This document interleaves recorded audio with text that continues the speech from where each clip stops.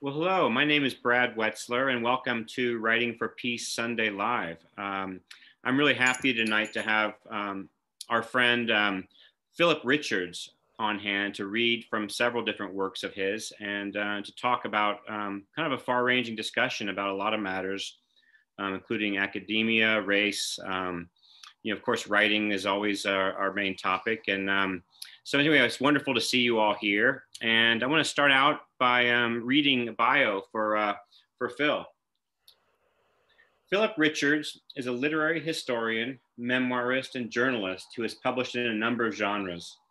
His scholarly specialty is American literature of the colonial, revolutionary, and antebellum eras.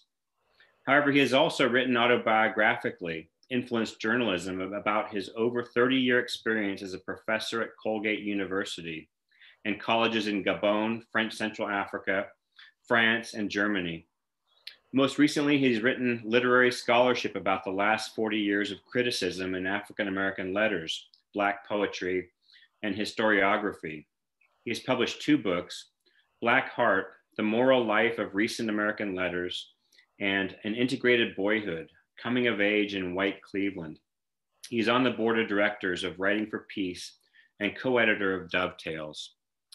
So welcome, Phil, and welcome everybody. It's so good to see you. And I've only recently been getting to know Phil, and he's such a kind, bright man, and I'm just really excited about this talk tonight. I wanted to start, Phil, before you read though, with one question.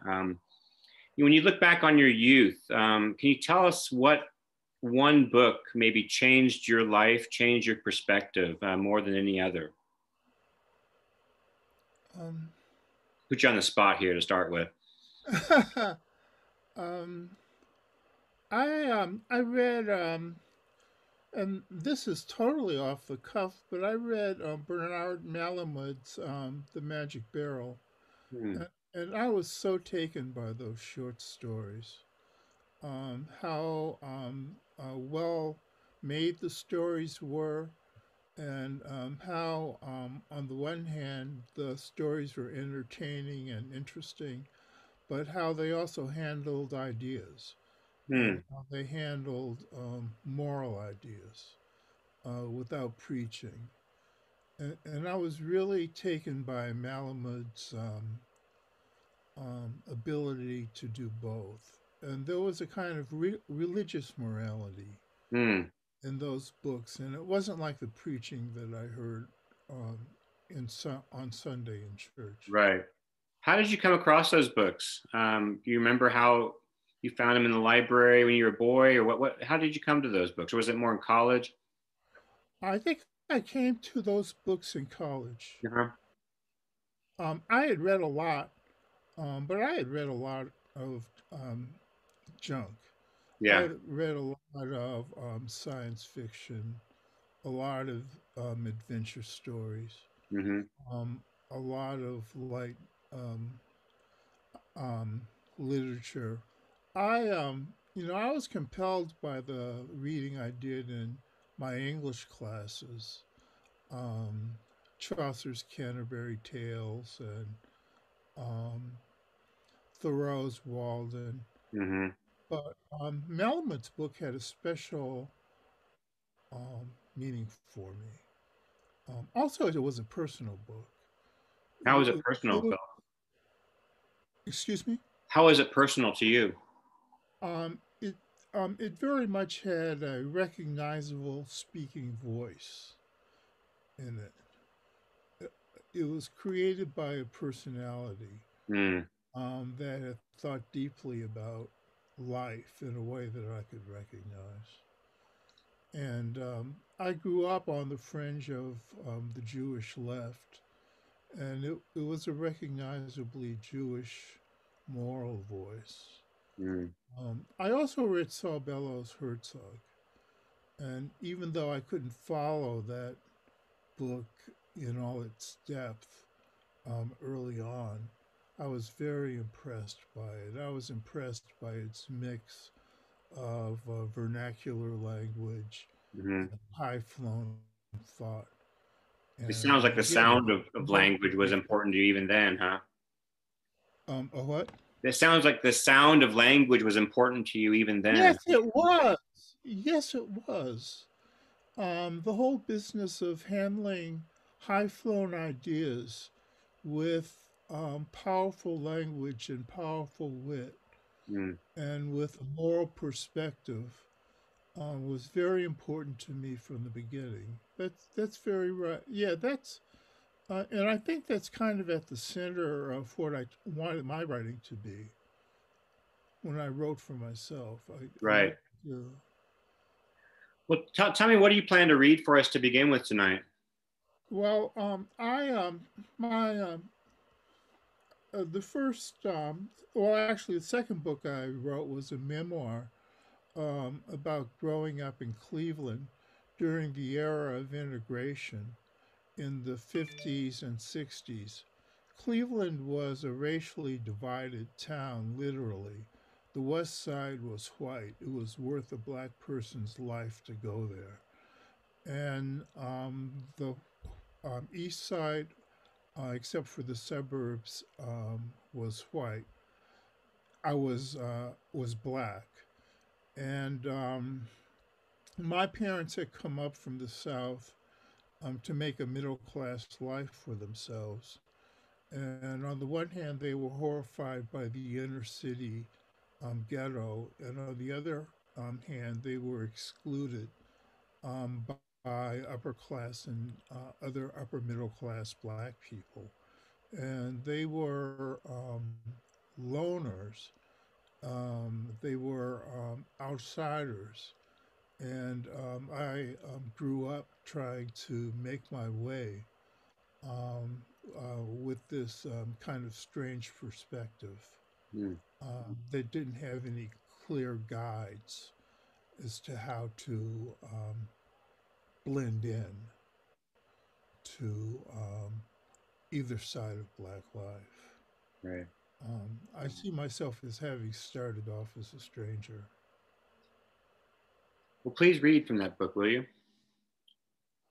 Yeah, so I'd like to.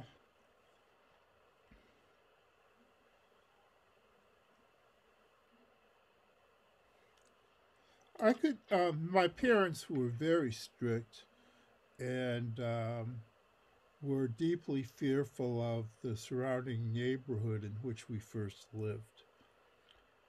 They were very religious, very moral, and I had to negotiate their strictness as I was trying to make sense of my own life.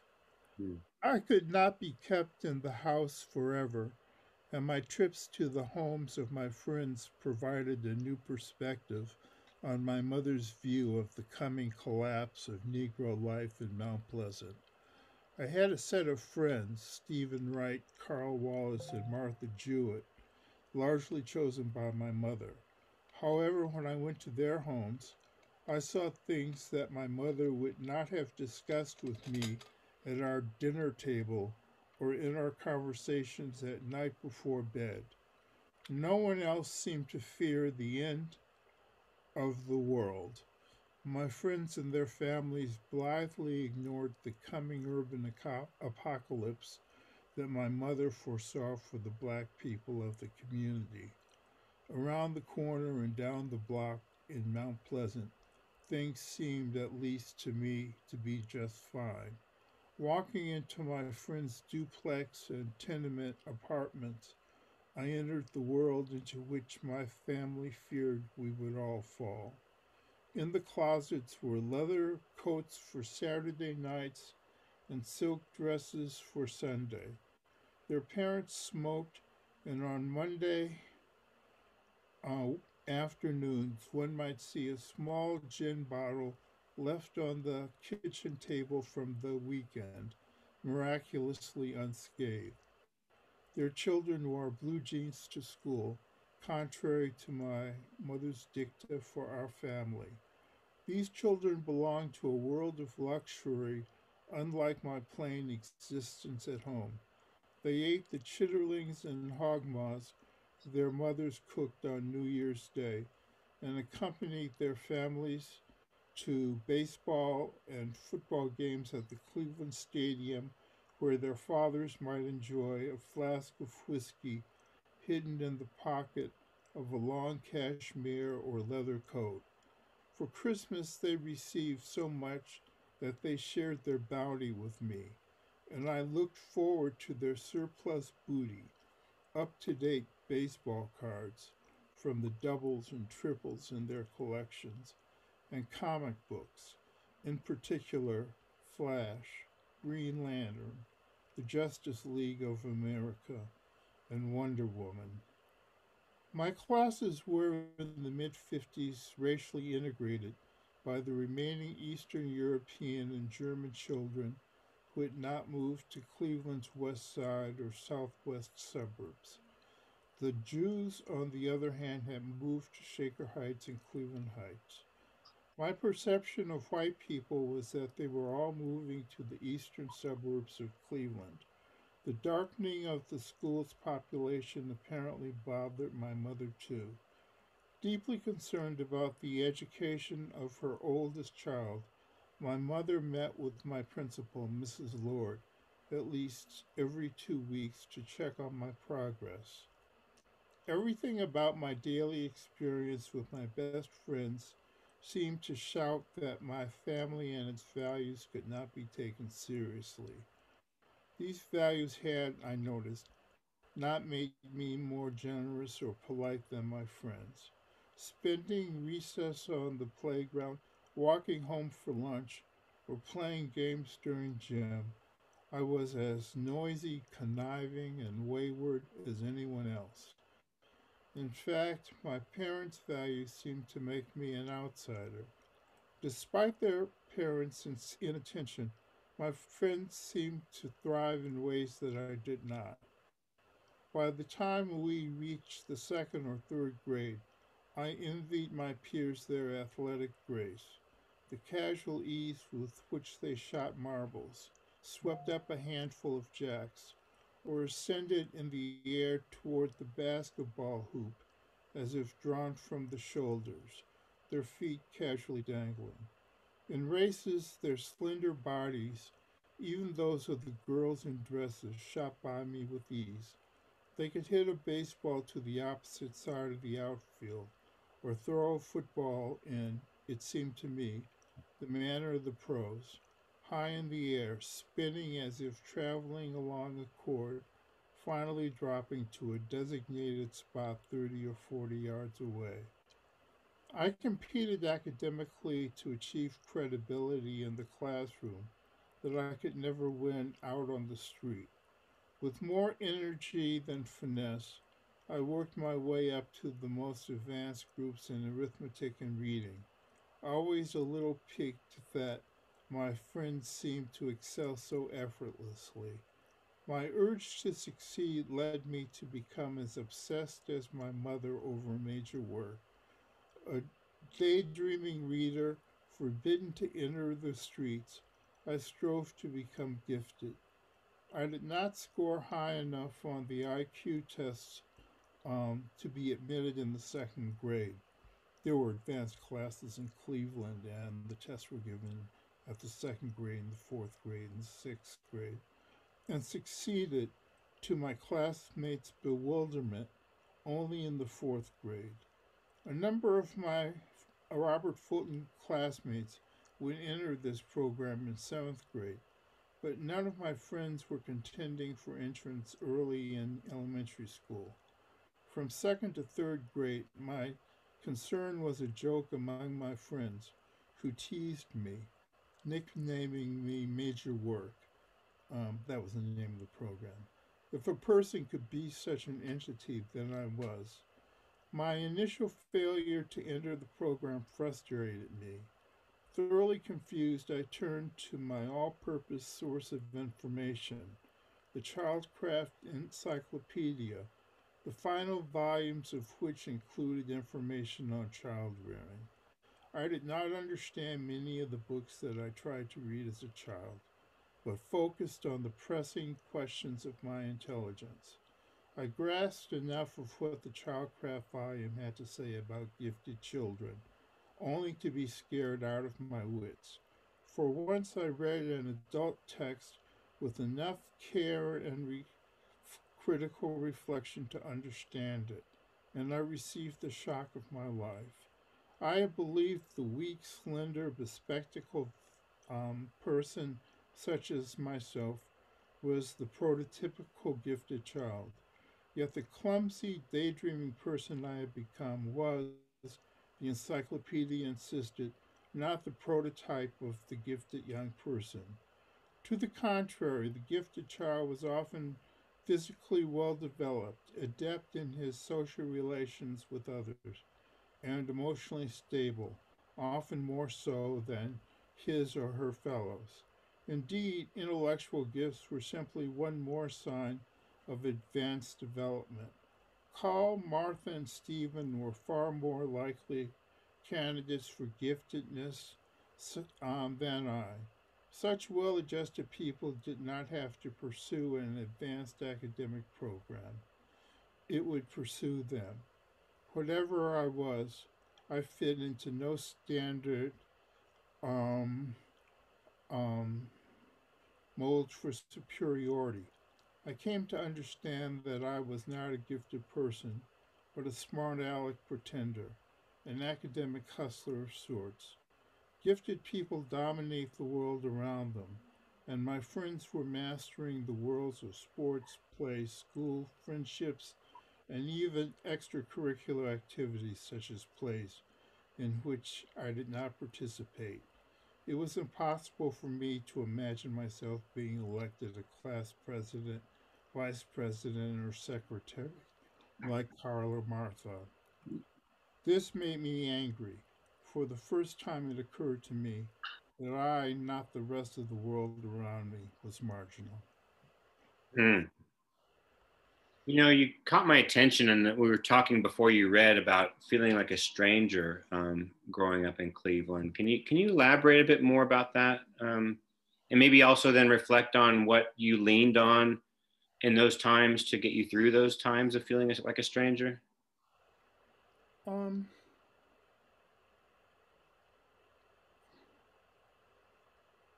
I had an intellectual interest. I read a great deal about history. I read about geography, um, but um,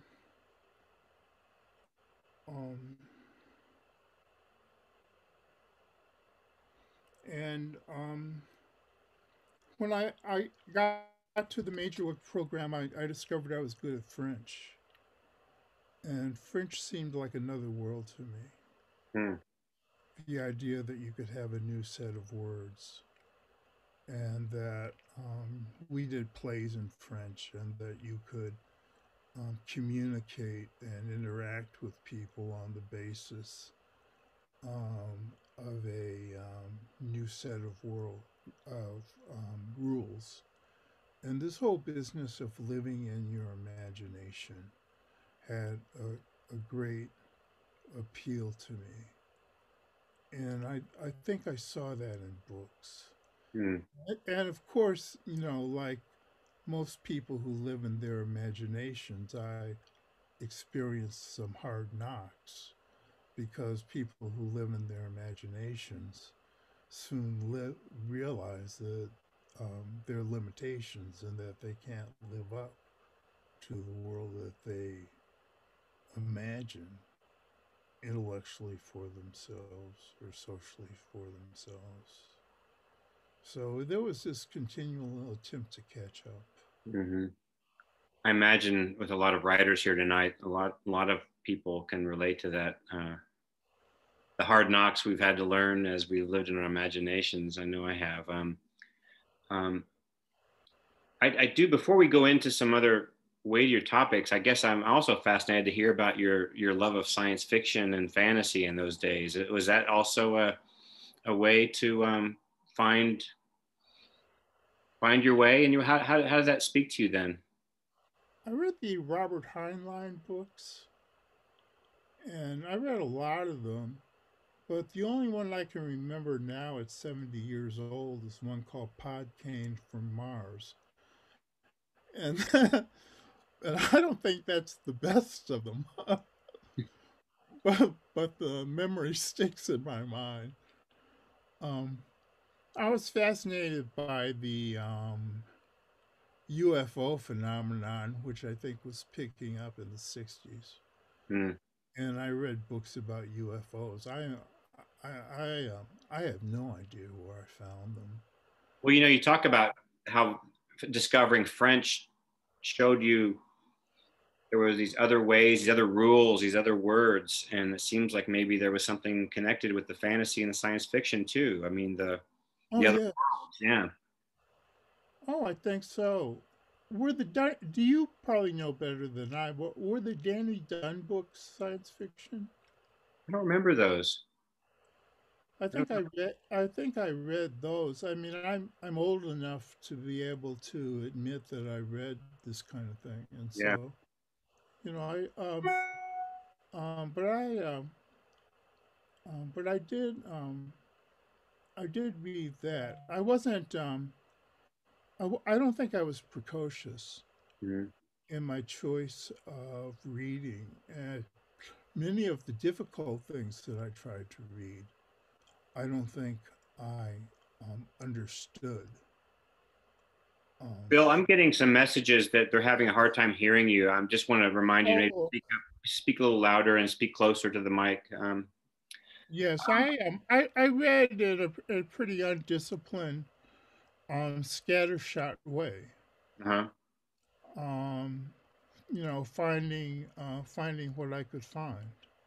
Right. I know later you're going to read about, you're going to talk more about the riots of in '68 that you experienced, but I do want to, you mentioned the hard knocks you learned an imaginative kid. Can you talk about kind of the coming of age when you started to understand race in America at that time and what it meant to be Black at that time? Well, there was a desegregation ruling, and my father was a custodian at the Cleveland Public Schools, and he had worked his way up from being a fireman shoveling coal into the old-fashioned boilers that heated the school into being someone who supervised the warming of the schools, the firing of the schools, supervised crews of people in the schools. And he worked his way up from smaller to larger schools. And when the desegregation rulings came and the court plans came, he was assigned to a school on the west side. And he didn't want to go to the desegregated school on the west side because the west side was all white. And he feared very much for his safety on the west side of Cleveland, not just in an all white school, but also as a black person driving back and forth to the west side. Um, during during the riots, my mother had become a teacher in the Head Start program, and the as you may know, a group of Cleveland executives had been very frightened by the growth of black nationalists um, in the city, and they got money to donate to a group of black nationalists who promptly went out and bought guns with the money, and some of the guns were passed around in the Head Start um, classes among the aides, and the guns were actually used in the firefights between policemen. There was very much a sense that um, racial tension could boil over in Cleveland in 1964 in 1966 when there were riots and buildings were burned and large areas of the cities were destroyed. And I think we were talking just before we started about the riots, the well, um, the the potential for violence last summer, and that those moments brought all of that back to me. It brought all of that back to me in my family's experience.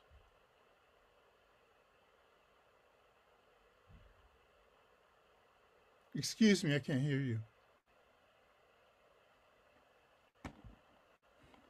Oh, I'm sorry, I can't hear you. Thank you. As the '60s wore on and you grew up and headed off to college, who were the Black writers you were turning to for making sense of the world at that time? I think James Baldwin. I was very taken by his essays. Nobody knows my name, Mm. and Notes of a Native Son, and the Fire Next Time, and What were you I th- learning from Baldwin then? What was he providing you as a young man? I think he was providing me with ways of not only describing society, but interpreting society and interpreting it from a moral perspective. That I guess some of the same things I was finding in Bellow and Malamud. Mm-hmm. The Who he now seems to me to be a fellow. Um, that and it's kind of high moral seriousness and real literary power. Mm. Just You remember how a great essayist. you Uh, remember how it felt to read Baldwin and the other Black writers that were speaking to you at the time? yes, I remember reading The Fire Next Time. And I remember his interview with not Farrakhan, but the head of the Muslims, not Farrakhan, Mohammed? No, Malcolm X or not Malcolm X, but the leader of the Black Muslims, Elijah Muhammad. Elijah Muhammad. And I remember Elijah Muhammad telling him that he was somebody that Baldwin was trying to find his way and mm, treating Baldwin in a kind of distant way, as if Muhammad had a kind of wisdom and perspective that that that Baldwin didn't have. And I remember another collection of essays in which Baldwin talked about going into the apartment of a Harlem family and speaking to the mother and about her son and hearing about the mother's anxieties over the life of her son. mm.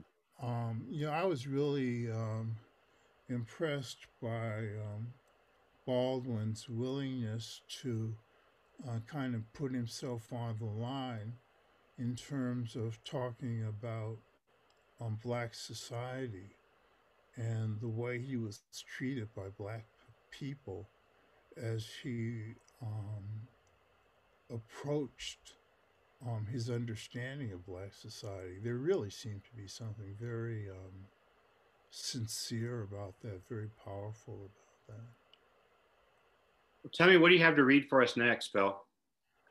Well, to I have a piece on Colgate which is really far off, and I'm reading shorter pieces, but it's a good study in contrast. Um, I came to Colgate in the fall of 1987 after finishing my dissertation. Traveling first to Cleveland, where my son was born, and settling down in a rented house.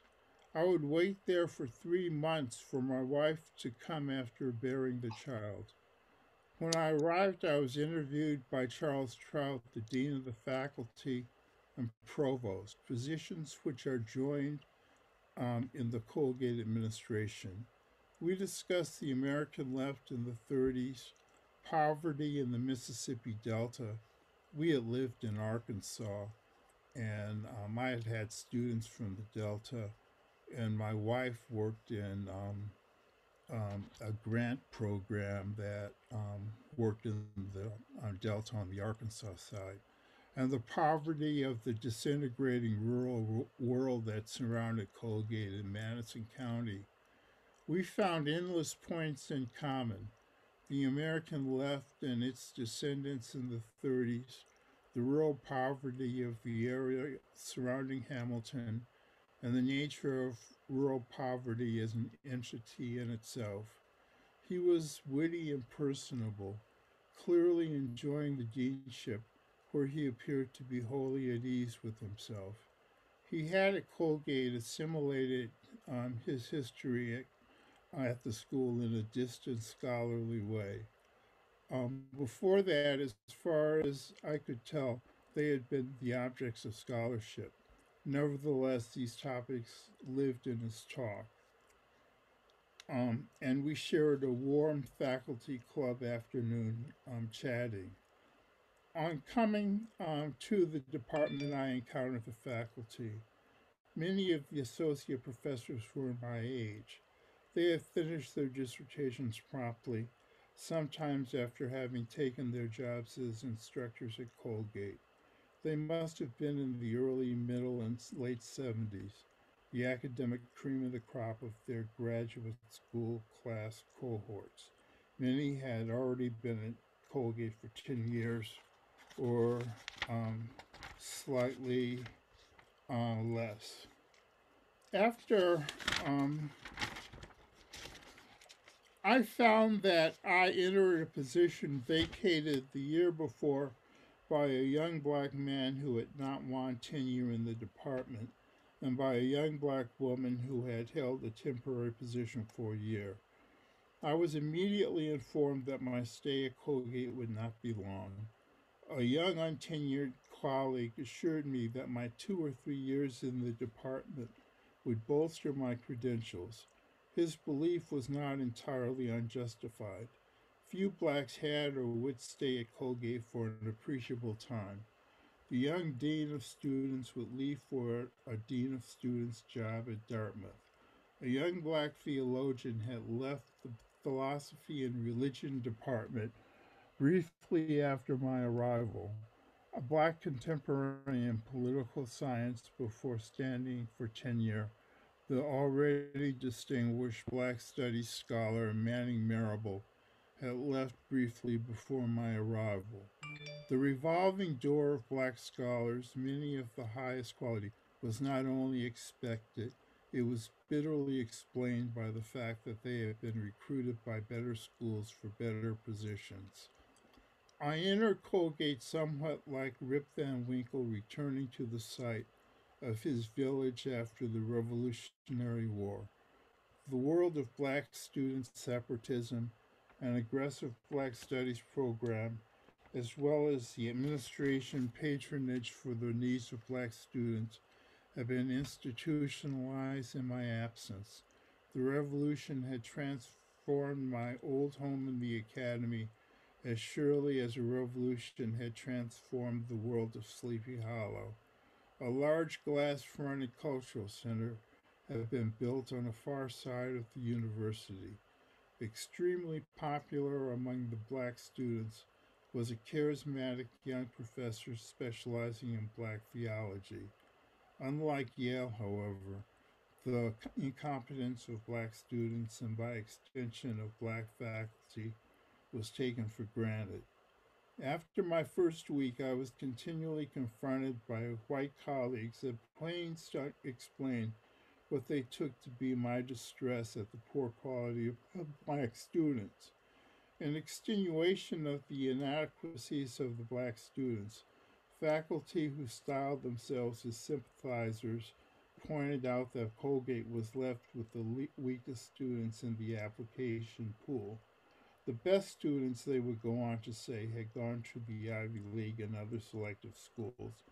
The same logic applied to faculty, who it was assumed would, if they were competent, be elevated by the hot air of preferential hiring to a higher tier in the academy. Indeed, I often wondered whether the persistence of a Black faculty member at Colgate would not be seen as a sign of his limited abilities. My colleagues recognized this corollary of their logic and could be touchy about it. When I won tenure after 6 years as an assistant professor, I joked that I had been brought to Colgate to lower the school's standards. My colleague replied tersely that I had succeeded so well that I had been awarded tenure. Phil, yeah, I've read some other essays about your time with at Colgate, and can you just unpack a little bit more this idea, some of the hard lessons you learned about academia, and also being a Black man in academia? I just want to Well, understand. I think that elitist schools cultivate, well, they are elite institutions of people, of accomplished people, and there's lots of competition, and a lot of the competition brings out racist tendencies in people. And I think that it's just part of the ball game. I'm watching my son go through, finish his PhD in English um, at SUNY Albany, and he's a Shakespeare specialist. He's handling all this much better than I did. He gets along with everybody. He gets along with the remedial program for Black students. He gets along with his colleagues. He gets along with his department chair. He's managed to turn all the lemons into lemonade. And so I think it's just a gradual progression. Mm. You know, he's the son of an academic. And, you know, and I think that's just part of the story of social mobility. And Well, growing and up at your time, maybe you weren't in the mood to be so affable, huh? that's true. But then I was also the son of a working class custodian and a lower middle class woman, um, mother. And I think newcomers to the academy always experience a certain amount of resistance. And I don't mean to apologize for it, but I think as I grow older, I tend to be pragmatic about the fact that America has a kind of rags to riches mythology, and that people, if they're successful, tend to master these situations um, from the kind of institutional experience of their families and so forth. So what was happening for you then when you decided to leave the country and go to Africa and to France? Well, I can read a portion of that. Please, That yeah. I my third year review, um, which is after the first 3 years, you get a review, and if you pass that, you get a sabbatical semester. and I got a Fulbright to French Central Africa, and I taught at the Gabon, where I taught at the National University, and I had a very interesting experience there. Very compelling. Very um,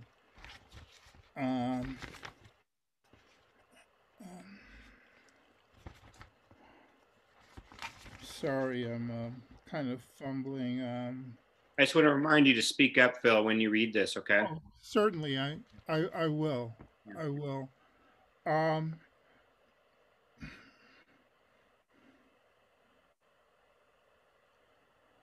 by the third time, let's see. As a graduate student at before entering the PhD program at Chicago, I had applied for a Fulbright fellowship to teach American literature in Senegal. At that time, I reached out to the possibility of work in Francophone Africa, fearing the narrowness of vision which might result from what was becoming an obsession with the details of Protestant culture in the 18th century American Northeast. By the third time I applied for a Fulbright scholarship in my early 40s, I was far too much of an Emersonian to believe that I would find anything but an enlarged understanding of my own intellectual and academic experience. When I applied again, I did so knowing the impossibility of escaping what had become entrenched limitations.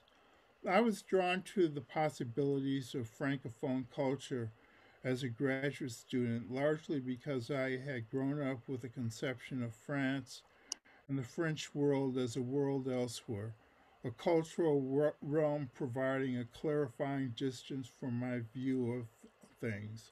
I had, since the fourth grade in Cleveland's major work program, been a student of the French language and, by extension, of French culture at Boulevard Elementary School, Alexander Hamilton Junior High, John F. Kennedy High School, University School at Yale.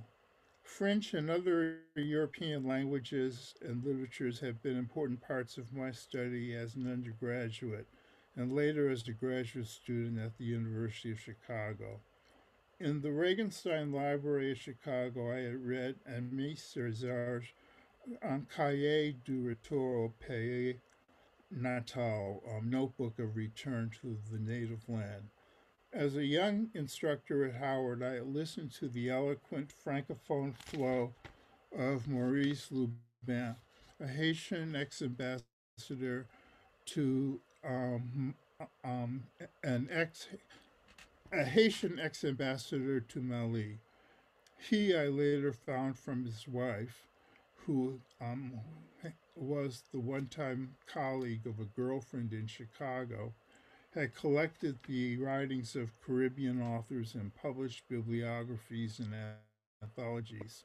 I had recovered my Francophone view of the world as we talked walking across the quad at Howard's Founders Library. Listening to Lubin speak on French culture, Haiti, and Mali as we walked across the Howard campus, it occurred to me that the lens of Francophonie might help clarify the meaning of the Black diaspora among Black people of the Caribbean, West Africa, and the New World.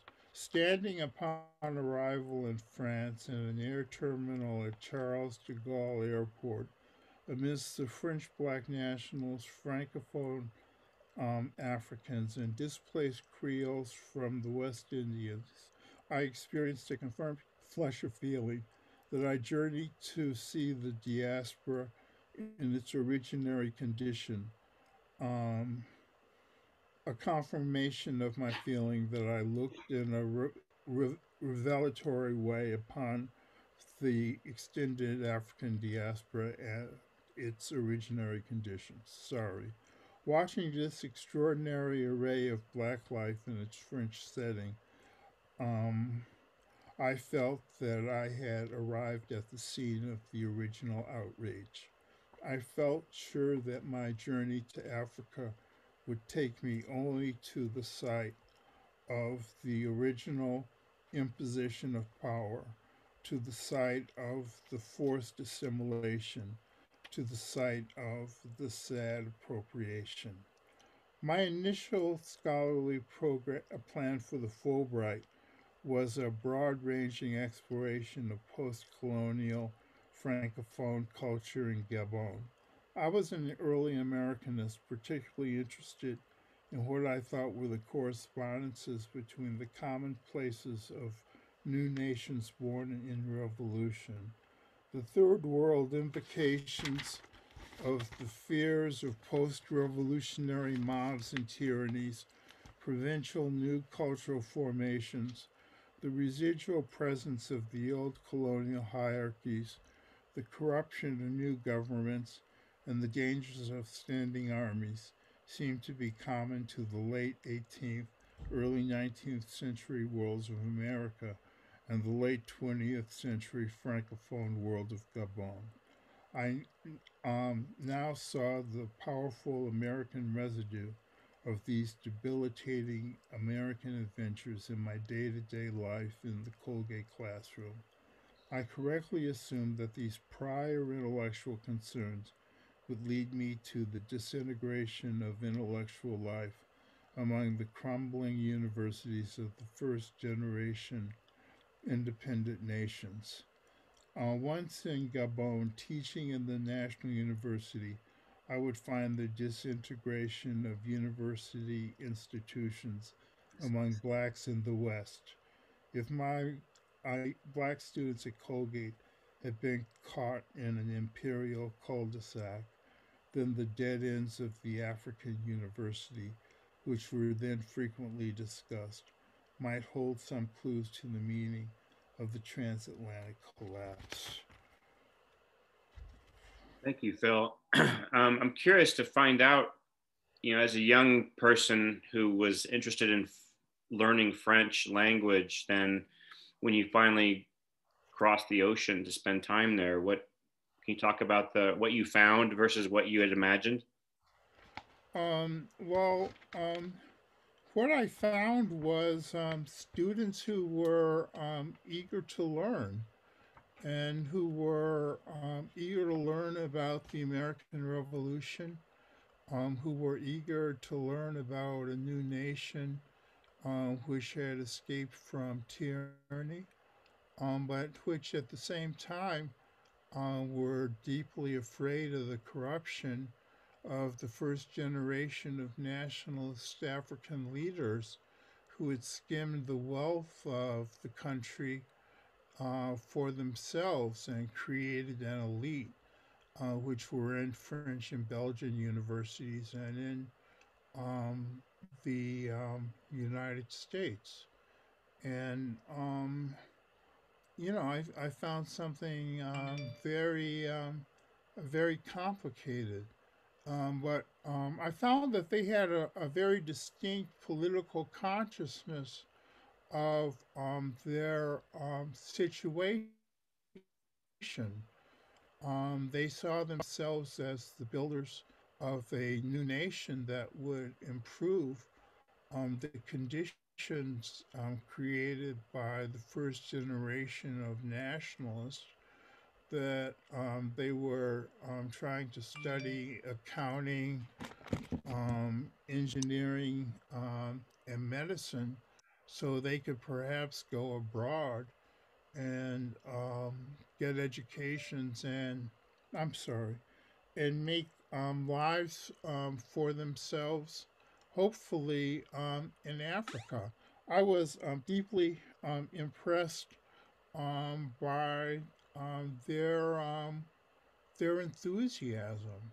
And what I found when I went to France when I met Africans was some of the same enthusiasm um, for um, for Africa, and on the same hand, some of the same cynicism of the first about the first generation of nationalists who had taken over the country, and a hope for improving their own nations.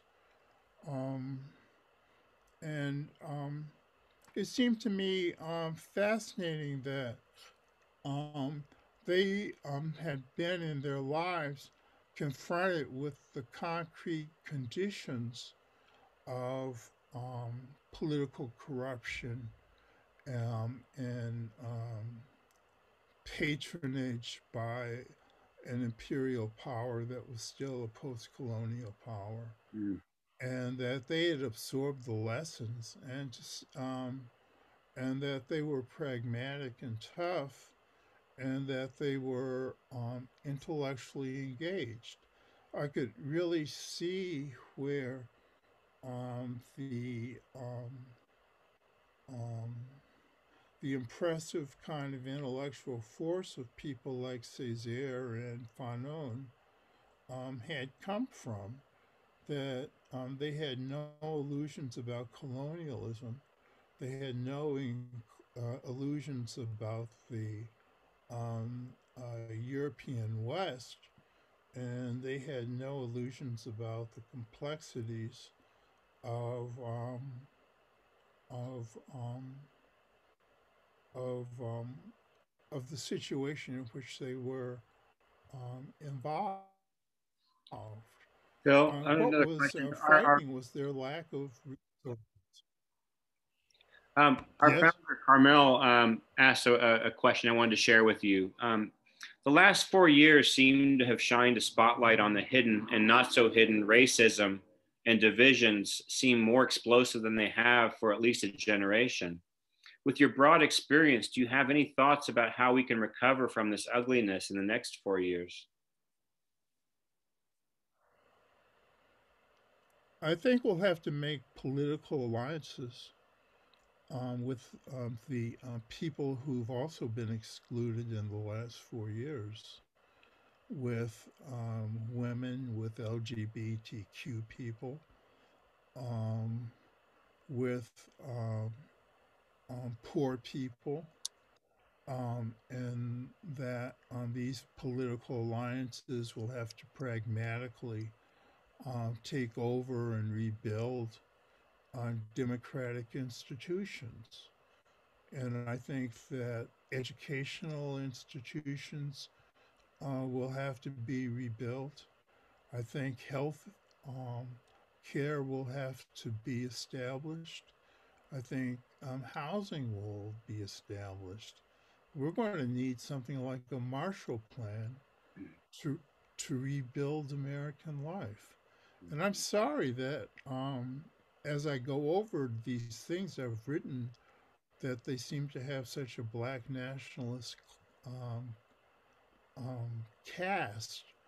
But I think the achievement of a consciousness on my part was important to establishing my own critique of the political situation um, around me.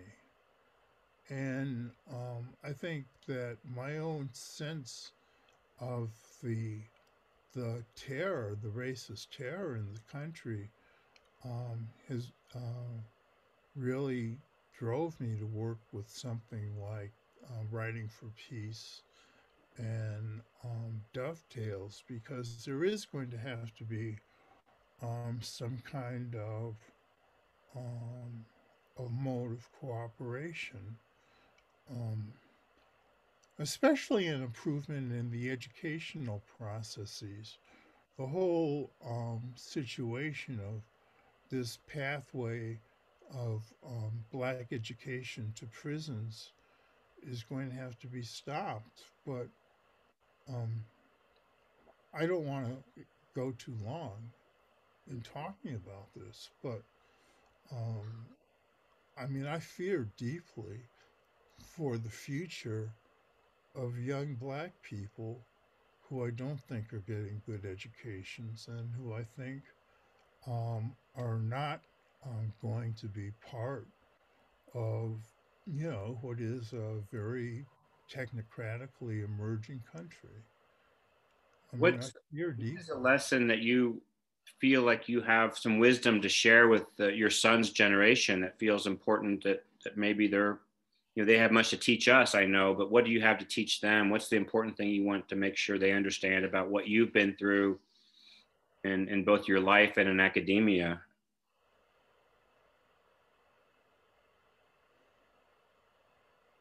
Um,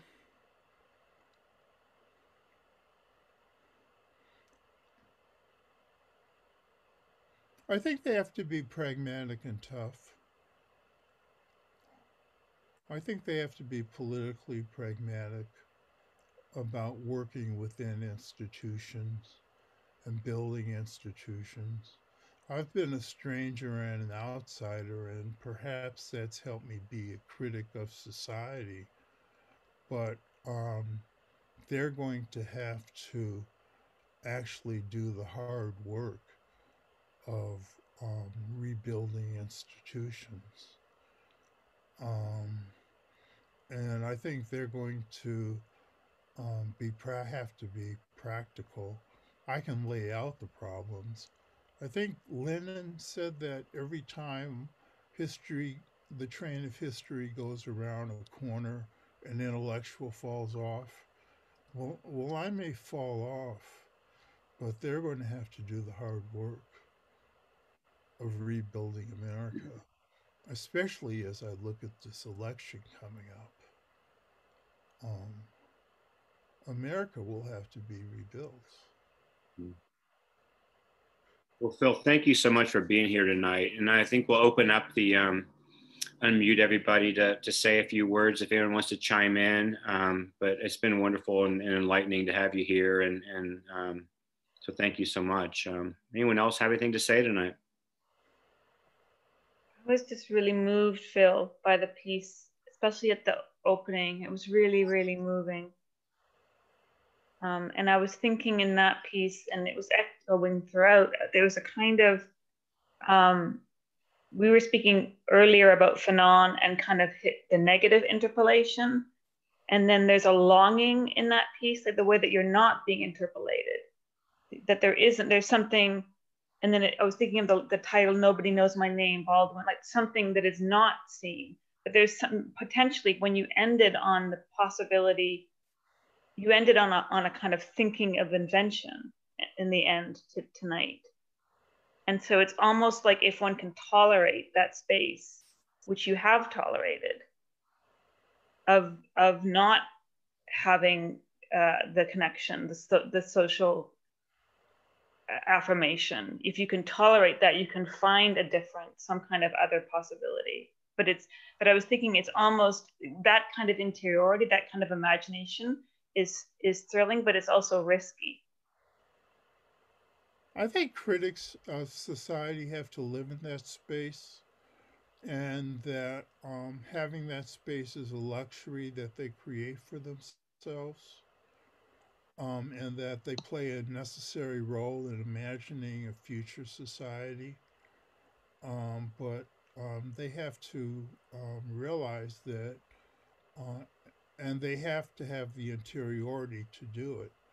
But they also have to realize that hard work has to be done to realize what they imagine or to correct what they've pointed out. Um, I think the intellectual work we do is really important for creating the interiority by which we imagine the future.